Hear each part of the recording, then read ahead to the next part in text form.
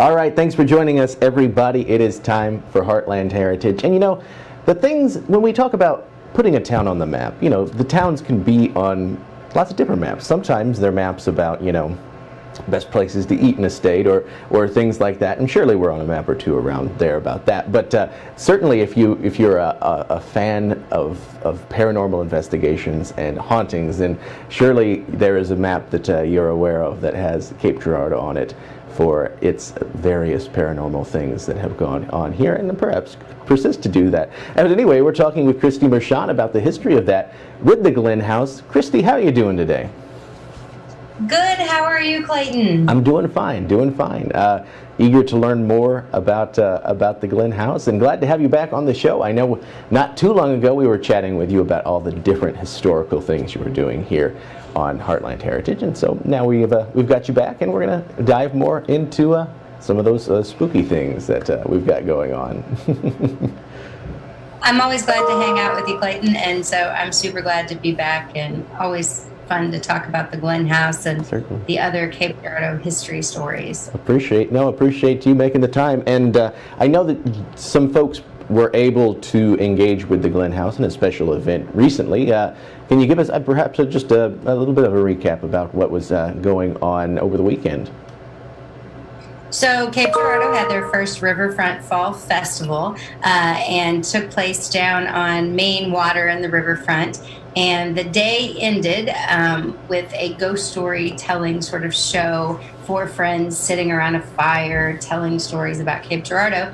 One of the stories that was featured was the Glenn House. And so we had an after party for the Fall Festival and had the house open that night. We did ghost stories and talked about real things that have happened to people in the Glenn House, as well as had s'mores and live music. So it's really been a busy and fantastic time of year for us at the house. But it's really an interesting way to engage with people who may not have ever visited the house or had an interest in the house or known about the house before the Halloween season. Certainly. So. Yeah, absolutely.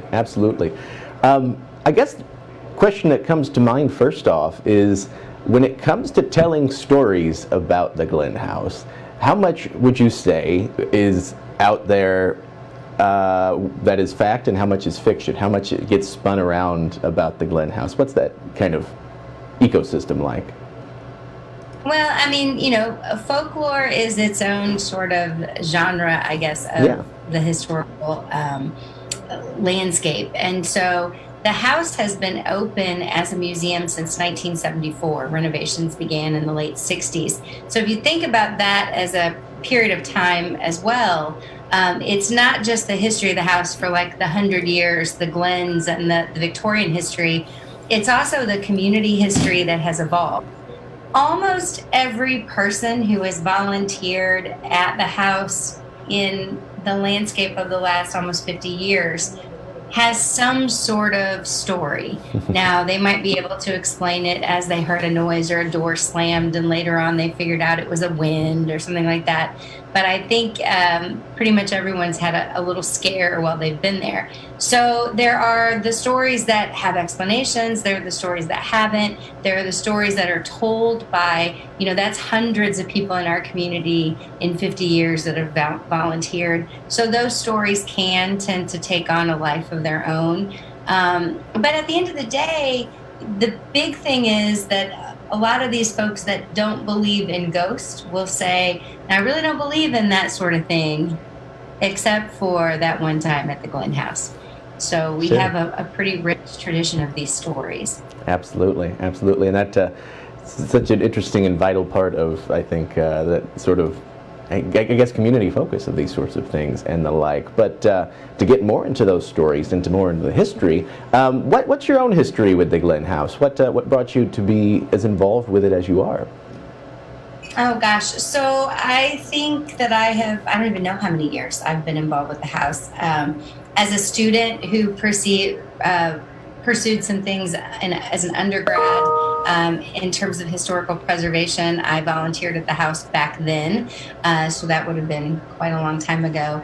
And then in the last 15 or 16 years, just being involved as both a tour guide, then a board member, then eventually the board president. But I actually got involved because I wanted to start doing some programming, and I created social media platforms, social media presence for the house back around 2010. As that was kind of evolving, and every historical site needed some of that. So I came onto the board sort of looking through fresh eyes at what we could do to get a re-engagement. The house has a really healthy tradition of community support going all the way back to the 60s, but as interest in historical sites and also interest in community preservation has kind of began to dwindle, it's how do you keep a historic house museum that doesn't receive state or federal funding both relevant and funded? And what we found out is that more and more of these community sites were beginning to kind of embrace their own folklore or their own ghost stories. And that was the way to connect those properties and sites with a new generation of people. So that's kind of been my role in coming in, maintaining the traditions. We are not a haunted attraction. We are still a Victorian house museum talking about what life was like in Cape Girardeau around the turn of the century, late Victorian time period to the turn of the century. But we also now embrace some things like what were mourning customs like, what were burial customs like, what sorts of hazards were in clothing and food. So a little bit of the macabre in addition to the ghost stories. Do you feel as though when it comes to that marketing angle, it's too easy to get pigeonholed as far as what this kind of destination offers?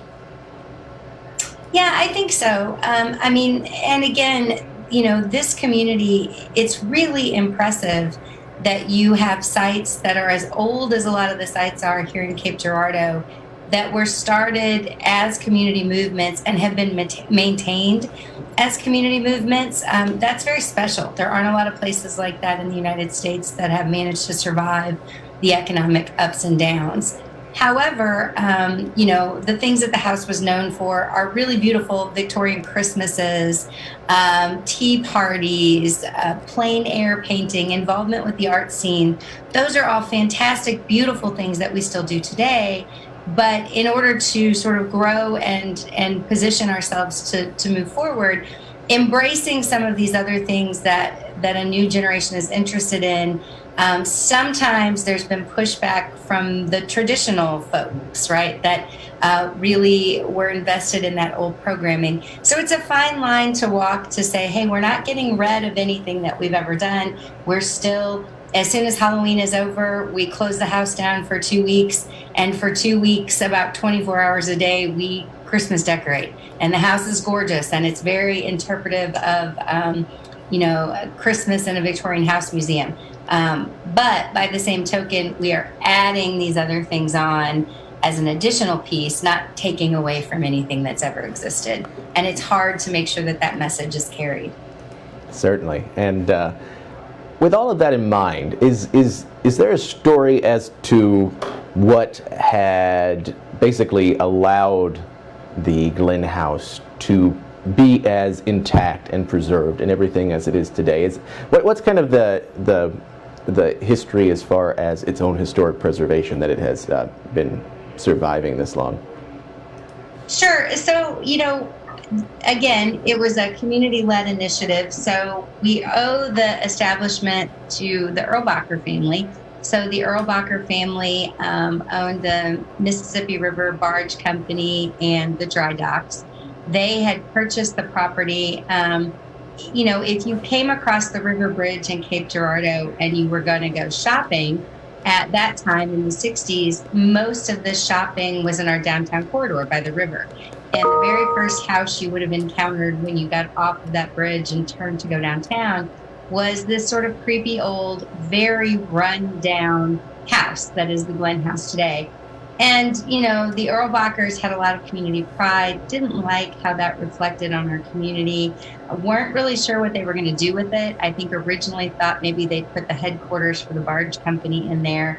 But at that same time, there was the beginning of a growing movement across the United States toward historic preservation. And so, like a lot of other communities, there was talk generated about how to start a historical association. So, with the donation of the house and some funds, the Erlbachers kind of set that in motion.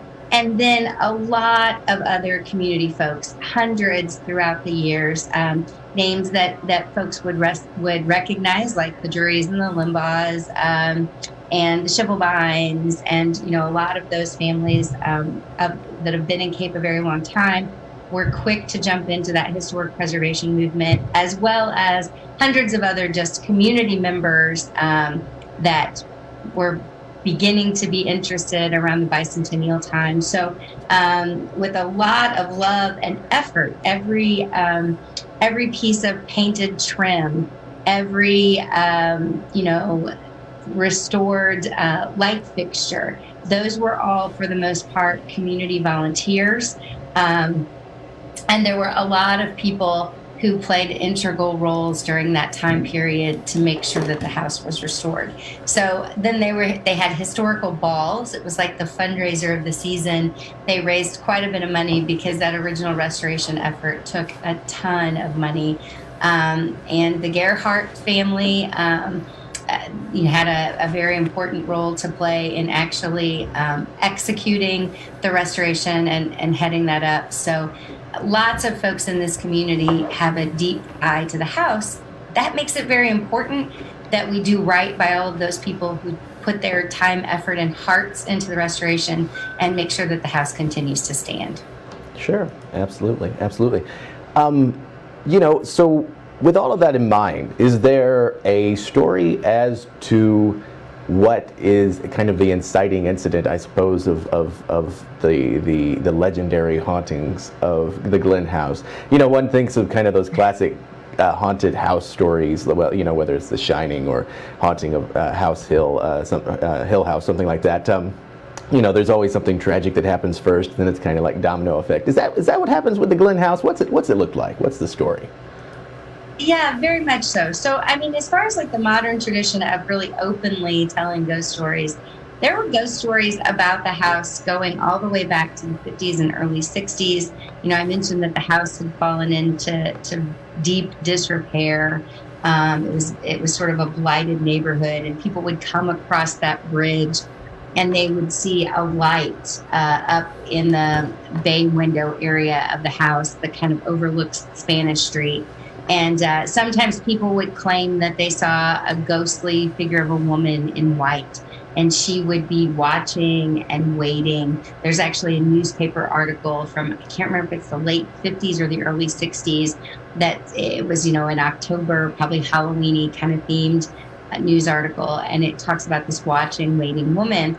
And so people would see her, and they would go into the downtown business corridor and remark on seeing this woman. And people would say, well, the house doesn't have any electricity, so you couldn't have seen this woman lit up with white lights because there's no electricity, those kinds of stories.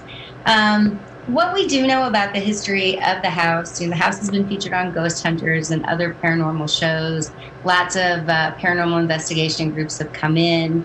And so people have done fairly extensive research on the house. Ghost Hunters chose to call their episode The Curse of the Glen Family because they really did have a turbulent life. The house was a wedding present built by Edmund Branch Dean, who was a prominent local architect. He worked with Joseph Landsman, and they built a lot of the buildings that you see that are still in downtown Cape, a number of our really gorgeous structures. So Mr. Dean designed this house as a wedding present for his daughter Lula when she married David Glenn. They lived in the house quite happily. They had a number of children, but they also had several children who died either in childbirth or very young, as would have been the custom of the day, or the norms of the day, not custom, medical procedures, infant mortality, that kind of thing. So we know that there were children that died in the house. Then Mr. Dean, in doing the addition to the house, put on the really beautiful porches and stuff that you see today. He had either a heart attack or a stroke. Something happened while he was working on that addition for his daughter, and he died. So he was laid out in the front parlor. So there's another death there. And And then the Glens actually lost the house to bankruptcy. There were some lawsuits surrounding the railroad that we have today. That was built to get people to the World's Fair in St. Louis. And Mr. Glenn was a business partner along with Lewis Houck in that railroad venture. They were sued, but it was Mr. Glenn who took all the culpability. So the house that Lula's father built for her and that he died in and was laid out in ended up being sold on the courthouse square along with most of their personal possessions. And the newspapers of the day are pretty salacious. It would almost be like the TMZ journalism of today.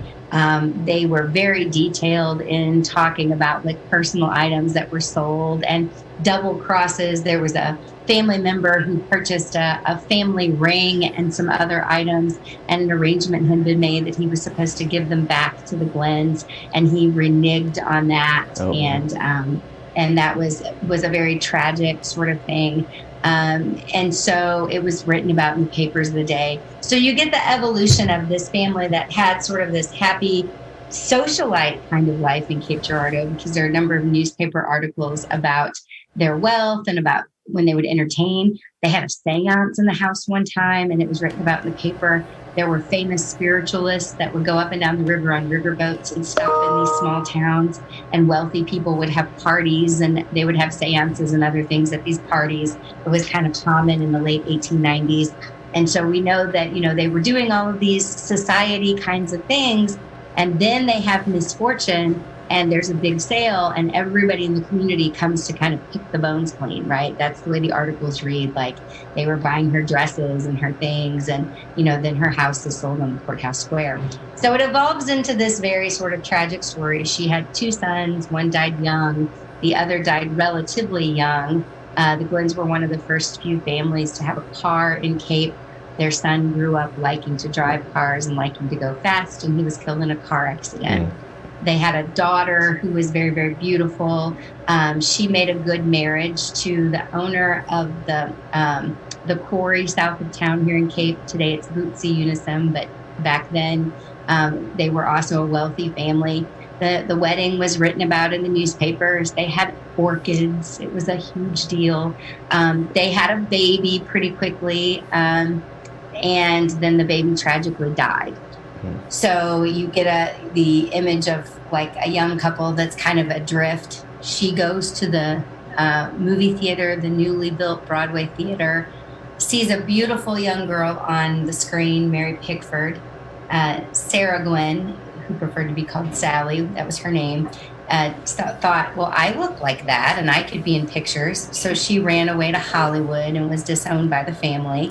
So the oldest son is gone. The daughter is gone. Just layer upon layer of these sort of tragedies for the family. So that builds the basis of the ghost stories as we know. There has been research on that watching waiting woman. So in the 1980s, the Historical Association was already running the House Museum. They had a graduate student who was doing research on the family and was finding all of these tragic things that happened after the Glens lost the house. And they were trying to find out where all of the relatives were buried. Because what he found was that there was a missing heir, right? We knew the story, we knew who had inherited, but she had been very sickly. And so the graduate student traced her to a sanatorium in Southern Illinois, but he couldn't find a burial record. He knew what funeral home she'd gone to. Remember, it was the 80s, so he did not have the ability to use the internet, had to pick up the phone and make a call. Called that funeral home and said, I'm looking for Geraldine Glenn. And on the other end of the phone, some 30 plus years after her date of death, the person said, she's here. Would you like us to mail her to you? And what it turned out was that the son had always heard stories of his mother's family's wealth, and he was very interested in the wealth. So when she died, he called the lawyer, found out that most of her money had been spent on her care because she was ill for a long time. So he didn't claim her body.